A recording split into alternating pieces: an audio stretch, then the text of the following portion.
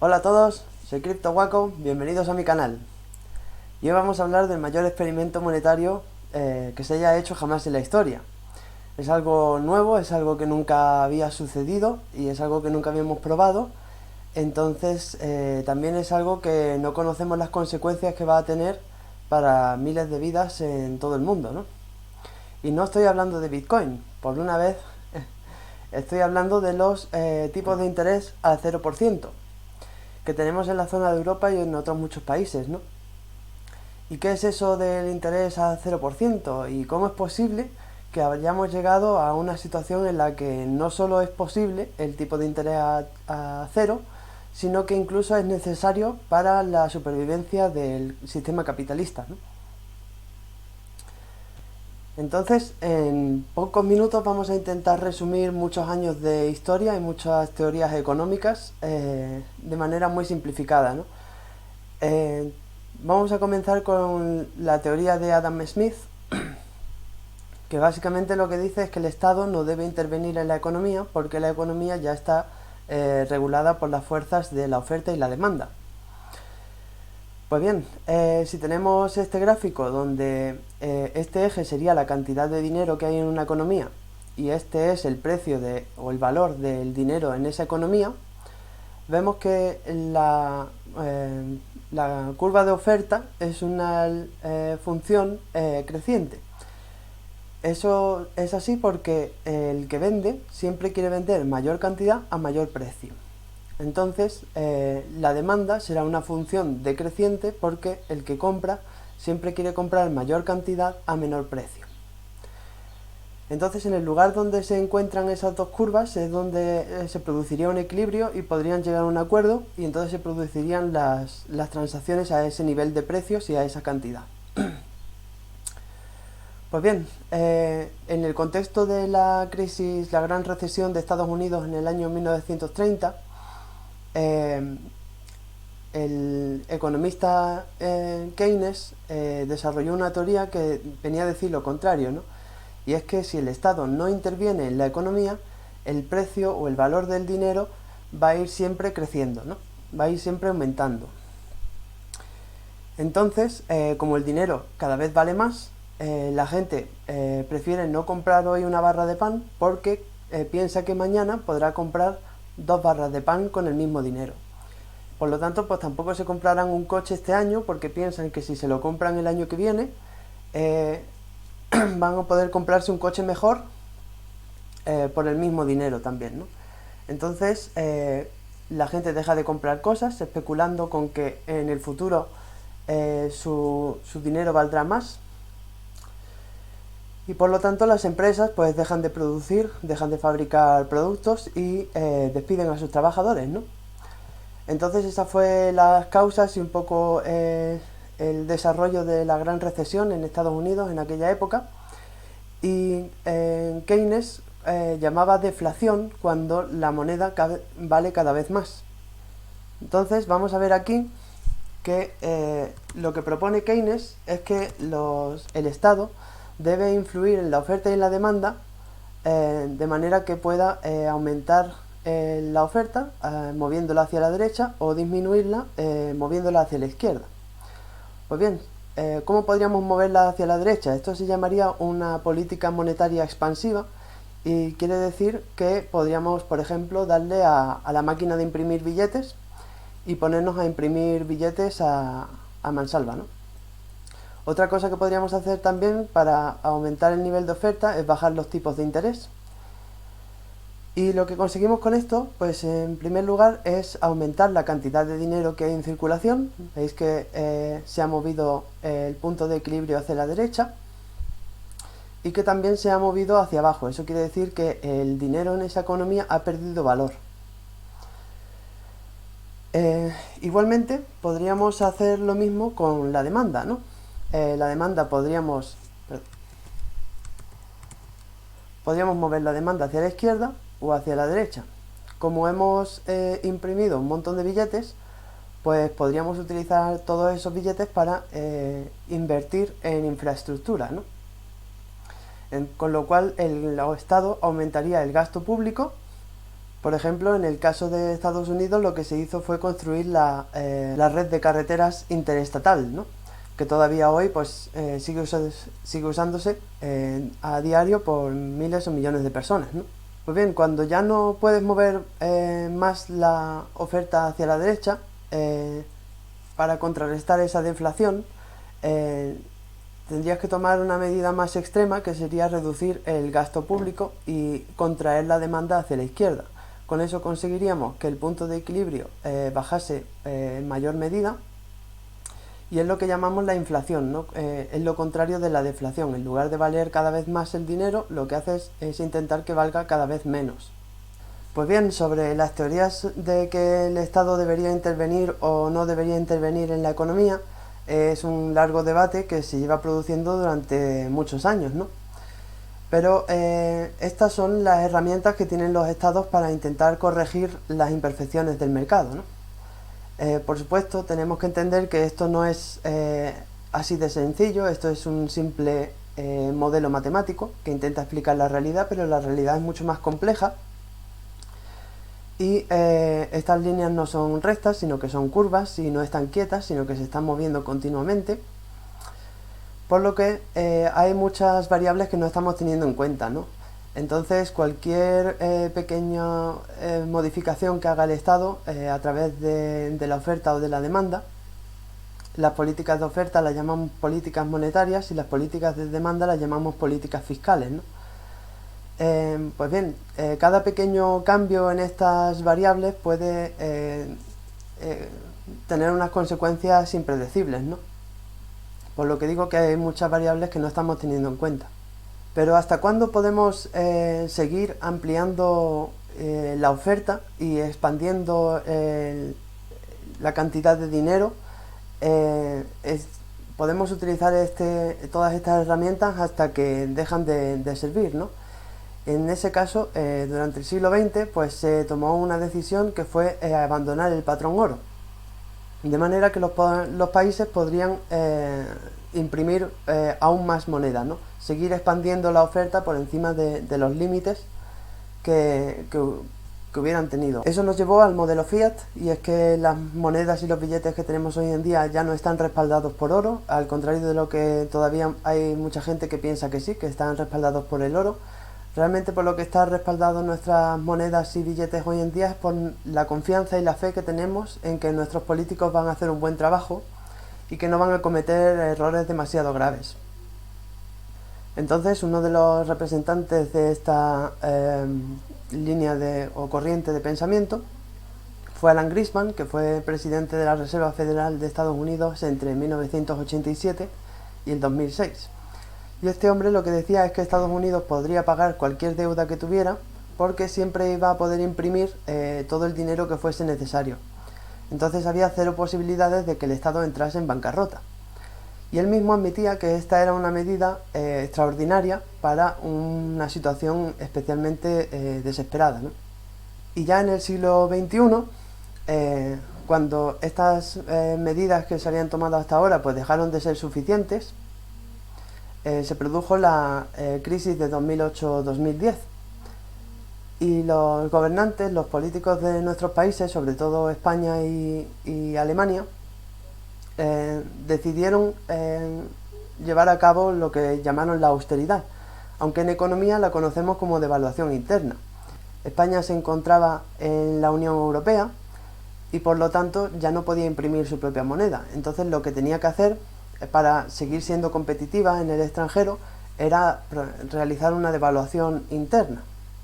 Y la devaluación interna se tradujo en la reforma laboral aprobada en 2012, que buscaba perseguir esa competitividad, ¿no? Pero la competitividad es sinónimo de precariedad laboral.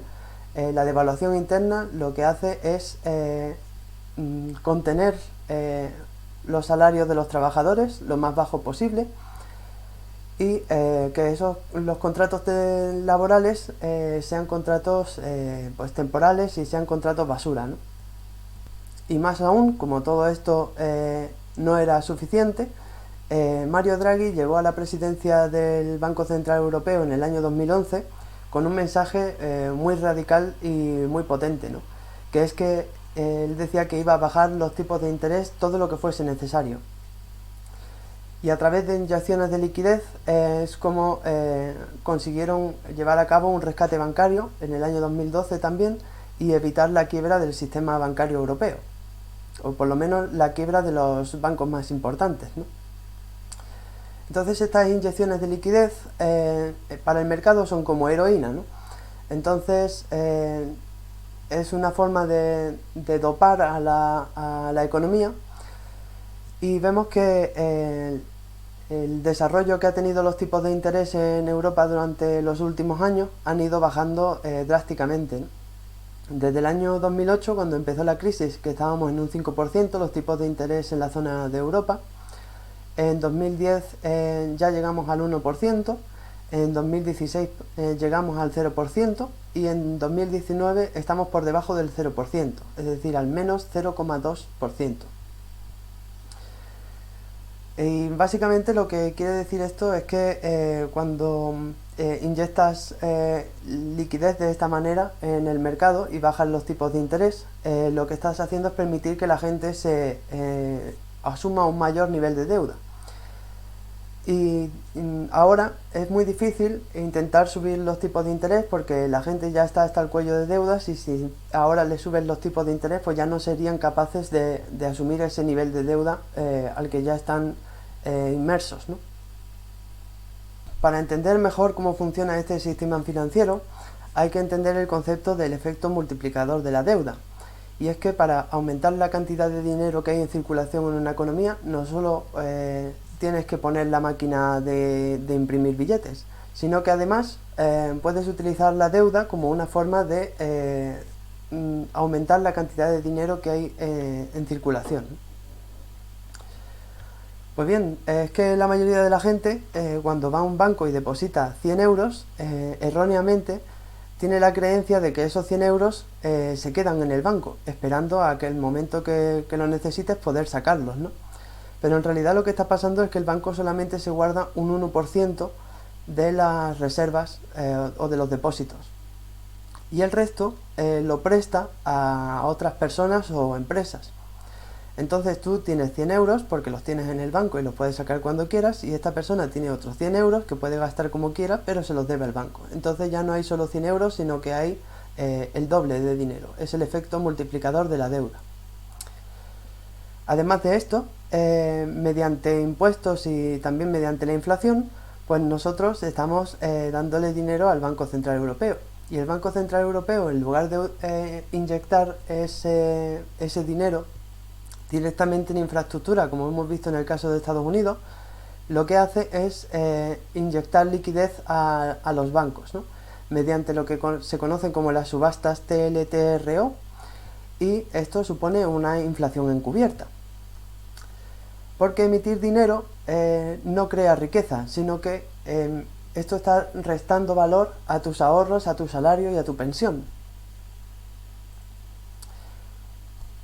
Y esta semana hemos conocido que la próxima presidenta del Banco Central Europeo será Christine Lagarde, la que hasta ahora ha sido la directora gerente del Fondo Monetario Internacional. Y ella viene básicamente a continuar con estas políticas e incluso a llevarlas más allá, ¿no? Vamos a ver en los próximos años que se van a seguir aumentando los niveles de deuda, que ya están muy altos. Si sumamos el nivel de deuda del sector público y el sector privado, tendríamos una economía endeudada al 300%. También vamos a ver más inyecciones de liquidez a través de los bancos, siempre que se mantenga una inflación al 2% anual, ¿no? O sea que cada año el dinero va a perder un 2% de su valor. Vamos a seguir viendo unos tipos de interés muy bajos o incluso negativos, porque como ya os digo, una vez que has bajado los tipos de interés a estos niveles, la gente ha asumido unos niveles de riesgo y de deuda que no podrían asumir si volvemos otra vez a los niveles de antes de la crisis. Y como hemos visto, las reservas mínimas obligatorias que tienen que reservarse los bancos, ¿no?, para hacer frente a las necesidades de sus clientes, pues sigue bajando y sigue aumentando el riesgo de que se produzca un corralito, ¿no? Imagina que todos en la población entrásemos en pánico y fuéramos todos a la vez al banco a intentar sacar nuestro dinero. Pues el banco no tendría nada más que para pagar un 1% de todos los depósitos que hay en concedidos, ¿no? Por lo tanto, creo que también en el futuro vamos a ir viendo, y ya lo estamos viendo, una progresiva desaparición del dinero. Por una parte es necesario para evitar que la gente saque su dinero del banco, y por otra parte también, como vemos, el efecto de la inflación hace que el dinero, si lo tienes en metálico escondido debajo del colchón o en bolsas de basura, ese dinero va a ir perdiendo valor, y a lo mejor dentro de 20 años ese dinero vale la mitad de lo que vale ahora. Entonces, la manera de proteger tu riqueza y intentar proteger tus ahorros de manera que no pierdan valor, la mejor manera sería comprar bienes de inversión. En lugar de mantener el dinero debajo del colchón, como digo, pues utilizar ese dinero para comprar un activo que en el futuro pues no se devalúe tanto como la moneda. Pero claro, esto solamente está al alcance de unos pocos privilegiados, y entonces esto lo que supone es una transmisión de riqueza desde los pequeños ahorradores y desde los trabajadores hacia las grandes fortunas y las grandes compañías. Claro, en este contexto es cuando nace la revolución Bitcoin, ¿no? Y es que todas estas medidas no se han sometido a un proceso democrático, no se han sometido a una votación, simplemente se han impuesto por parte de los líderes mundiales, y ni su calidad democrática ni tampoco su moralidad son cosas que estén en la ecuación, ¿no?, de estos grandes líderes. Entonces Bitcoin supone la alternativa y una consecuencia lógica y inevitable de todas estas medidas, ¿no? Es una corriente alternativa, es una corriente contraria, que lo que pretende es explorar otras posibles políticas, ¿no?, o un sistema financiero diferente. No quiero decir que ninguno sea mejor que el otro, eso depende de la opinión de cada uno, pero desde luego sí que es bueno tener distintas alternativas y poder elegir en qué sistema financiero preferimos confiar y depositar ahí nuestro dinero, ¿no? Pero es que ahora también se ha abierto un nuevo frente.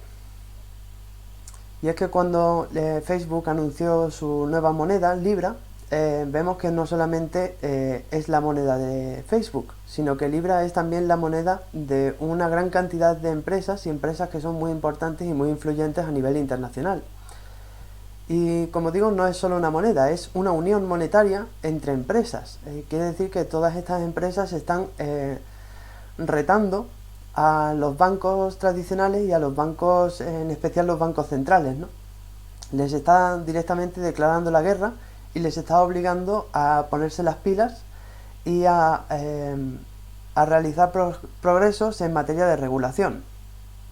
Como vemos, los partidos políticos, los gobiernos de los países están demasiado centrados en sus objetivos a corto plazo y no ven más allá de sus propias narices, ¿no? Entonces, este anuncio de la nueva moneda de Facebook es como una llamada de atención para ellos, y oye, que lleváis muchos años muy tranquilos y muy cómodos, los bancos estáis ganando mucho dinero, directamente los bancos centrales os están regalando el dinero porque os dan préstamos a 0% de interés. Entonces, las grandes corporaciones tecnológicas pues vienen a invadir el terreno del mercado financiero, ¿no? Igual que en su día Apple con iTunes conquistó y destruyó la industria discográfica. Todos nos acordamos, ¿no?, pues las tiendas de discos y las grandes compañías discográficas y todo eso desaparecieron en favor de iTunes y de Spotify. Y de igual manera el sector del taxi se está viendo atacado por compañías como Uber, ¿no?, y Cabify. Entonces es una corriente sobre la que los bancos se están defendiendo, igual que en su día hicieron la industria de la discográfica, la del cine, la del periodismo o incluso la del taxi, ¿no? Y estamos viendo cómo realmente es imparable esta avalancha de innovación tecnológica, y realmente los países no están siendo capaces de digerir todo esto y de estar al día con la regulación. Así que, como digo, tiempos muy interesantes. Vamos a ver cómo va todo esto, qué consecuencias tiene los intereses al 0% y todas estas políticas que nuestros dirigentes están tomando. Y nosotros, como digo, tenemos que estar muy bien informados y muy preparados, y tenemos que olvidarnos de todo el ruido que vemos en los medios de comunicación y quedarnos realmente con lo importante y ser capaces de analizar la actualidad de manera más clara, ¿no? Así que espero haberos ayudado con este vídeo, muchas gracias por verlo y hasta pronto.